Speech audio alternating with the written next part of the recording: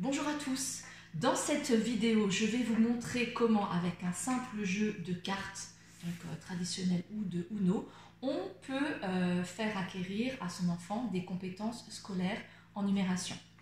Alors, en tout premier lieu, voilà, j'espace pour qu'on voit le plus possible.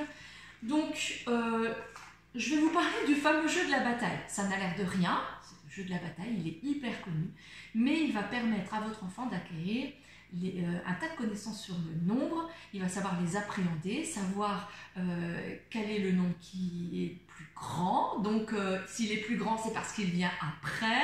Donc, c'est des notions hyper importantes pour l'enfant pour se familiariser avec cette suite numérique. Il sait peut-être compter jusqu'à 10, mais est-ce qu'il a appréhendé cette notion de quantité, de savoir que 6, ben c'est plus grand que 5 parce qu'un paquet de 6, il y en a plus que dans un paquet de 5.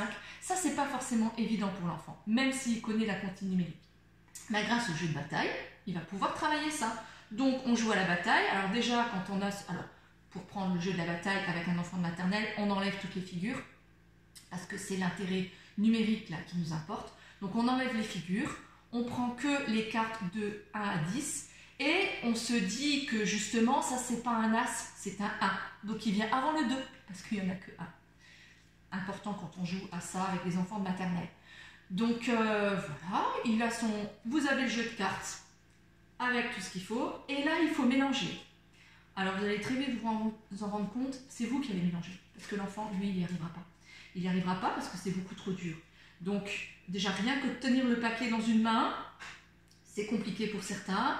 Mélanger, ça veut dire je prends des cartes, je dois en mettre un petit peu dedans. Enfin, ça demande une certaine dextérité. Donc ça aussi, ça s'apprend.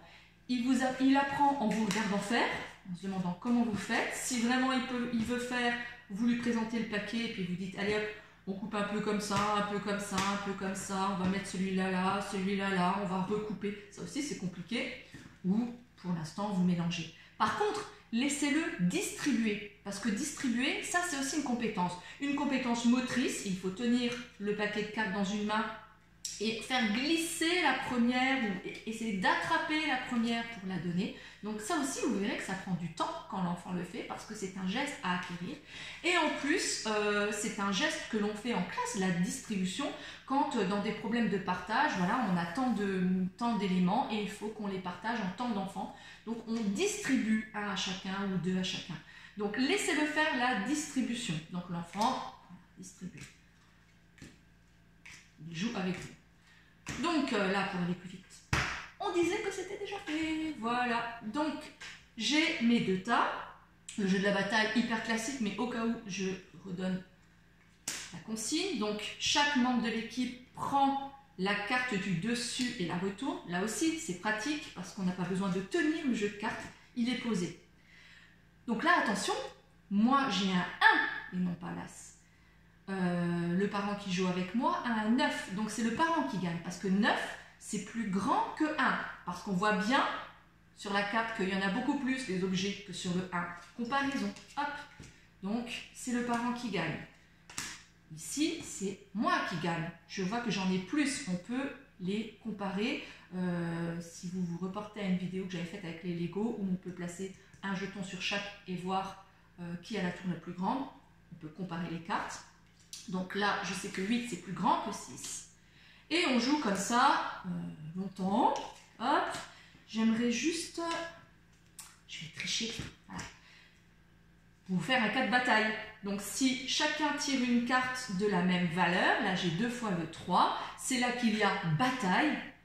Donc on met une carte sans la retourner et on place une deuxième carte que cette fois-ci on retourne. C'est moi qui ai gagné parce que j'ai 10, c'est plus grand que 5. Du coup, j'ai gagné toutes ces cartes-là. Donc là, qu'est-ce que je lui ai pris aux parents? Je lui ai pris un 4. Voilà. Et je prends tout ça. Le but du jeu, évidemment, c'est de gagner toutes les cartes. Celui qui n'a plus de cartes a perdu. Votre enfant aura joué, aura passé un bon moment avec vous, je l'espère.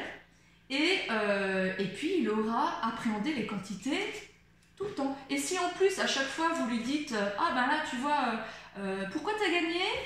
Pourquoi tu as gagné? Ben oui, parce que tu as un 8 et moi j'ai un 6. À chaque fois, il va nommer la carte. Parce qu'on est bien d'accord que si on fait ça, l'enfant va tout de suite voir qu'il a gagné parce qu'il en a plus. Donc si à chaque fois nous on lui dit « Ah bah oui, effectivement, tu as gagné parce que toi tu as 8 alors que moi j'ai 3 », à force de le répéter, il va aussi retenir cette écriture chiffrée-là et l'associer à une quantité. Donc à chaque fois, il associe la quantité à l'écriture chiffrée. Très important en maternelle. Là, justement, on peut l'associer à la quantité pour être vraiment sûr qu'il est acquis le fait que 8, ça soit après le 6, donc que ce soit plus grand que le 6. Bien sûr, on peut le faire, le jeu de la bataille, avec le Uno. Alors, pour le faire avec le Uno, c'est pareil, on enlève toutes les cartes plus 2, change de sens, choisis ta couleur, tout ça on enlève.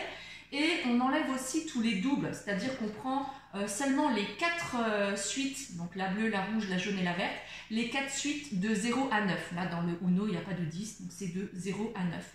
Et là, du coup, quand on joue à la bataille avec son enfant, c'est la deuxième étape, hein, d'abord, il faut faire avec le jeu normal. Là, on peut vraiment voir s'il a vraiment intégré la connaissance chiffrée, ça c'est un 9 et il n'y a pas moyen de les compter, il faut savoir que c'est un 9. Et le 9 est plus grand que le 0, donc hop, c'est moi qui le prends. Donc ça c'est la deuxième étape. Je vais m'arrêter là pour cette première vidéo, je vais vous faire une seconde vidéo pour vous expliquer en quoi ce jeu de cartes va vous permettre de travailler aussi la suite des nombres de 1 à 10. Alors, je vous dis à tout de suite.